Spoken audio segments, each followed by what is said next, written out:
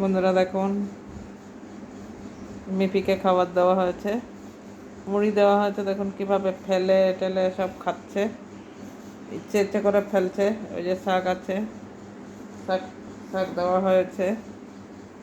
আর দেখি, এই যে মিপি নিমকি নে, নিমকি দিচ্ছি, নিন, নে নে নে, আয় আয়। এই যে নিমকি, আমাদের মিপি সব খায়, রুটি খায়। এই যে আয় আয়, নিমকি নিমকি খাও।